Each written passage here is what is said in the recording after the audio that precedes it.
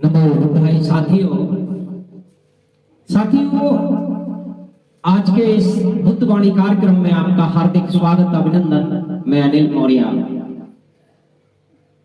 आजकल जब भी हम कहीं किसी से पूछते हैं जाते आते कि भाई कैसे हो, तो आपको एक बात अक्सर सुनने को मिलेगी कि भाई ठीक है, गुजर रहे हैं दिन, कट रहे हैं दिन। अगर अधिक जोर देके पूछे तो कहते हैं भाई सब कुछ ठीक है, पर मन में शांति नहीं है। अब वो शांति क्यों नहीं है? ये किसी एक गरीब का, भूखे का, या जिसके पास संसाधनों का अभाव है, ये सिर्फ उन्हीं का प्रश्न नहीं है। ये प्रश्न उन लोगों का भी है जिनके पास रुपया है, धन दौलत है, संतान सुख है। उनसे भी कई बार पूछा जाता है तो उनके भी ऐसे ही जवाब आते हैं कि भाई ठीक है, बस मन में शांति नहीं है।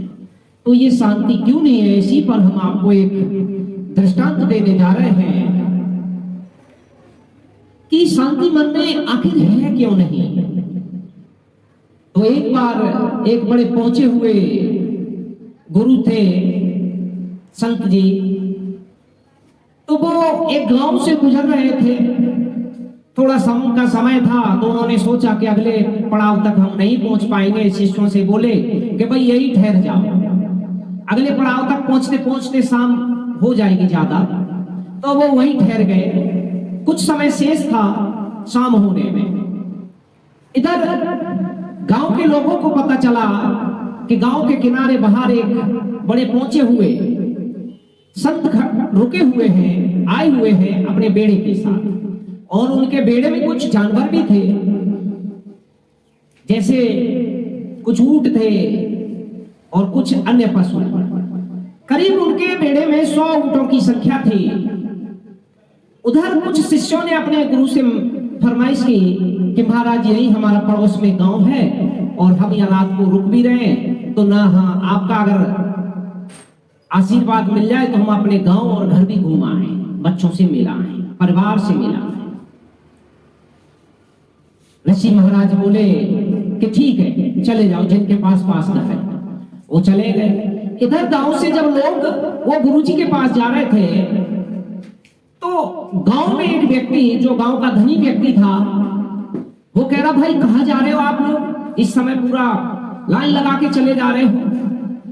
तो उनमें से एक व्यक्ति बोला, अरे आपको पता नहीं सेठ जी, गांव के बाहर एक बड़े पहुंचे हुए संत आए हुए हैं, ऋषि जो रुके हुए हैं हमारे गांव के बाहर रुके हुए हैं, बहुत पहुंचे हुए संत हैं।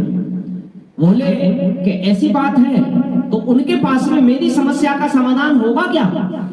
उन्होंने कहा जब गांव के पास में रुके हुए हैं तो एक बार क्यों ना चल के देख लिया जाए, इसमें हर्ज क्या है। सेठ जी भी चलते बने उनके साथ। जब वह सैकड़ों लोग इकट्ठे हो गए, उनके उपदेश सुने।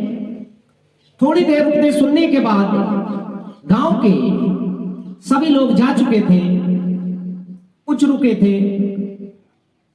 सेठ जी से कहा कि आप बताओ। उन्होंने कहा कि गुरुजी, मेरे मन में शांति नहीं है, चैन नहीं है, आराम नहीं है।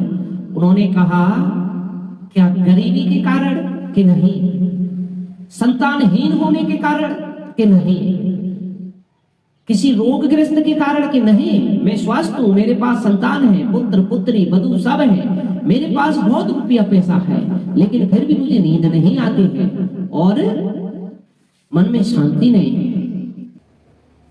तो इधर गुरुजी बोले तो फिर क्या है भाई?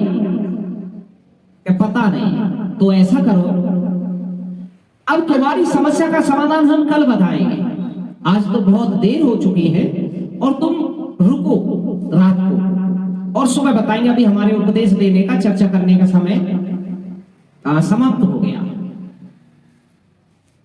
तो वो सेठ जी वहां रुके और इधर गुरुजी के बेड़े में लोगों का अभाव था, पशु अधिक होने के कारण उन्होंने कहा कि ऐसा करना, कुछ लोग हमारे अपने अपने घर चले गए जो पास के हैं, तो तुम ऐसा करो कि हमारे इस बेड़े में रुक जाओ और एक चीज का ध्यान रखना कि इसमें 100 ऊंट हैं, जब ये 100 ऊंट सो जाए तभी तुम सो जाना, पर ध्यान रहे कि जब तक 100 ऊंट न सोए तब तक सो मत जाना।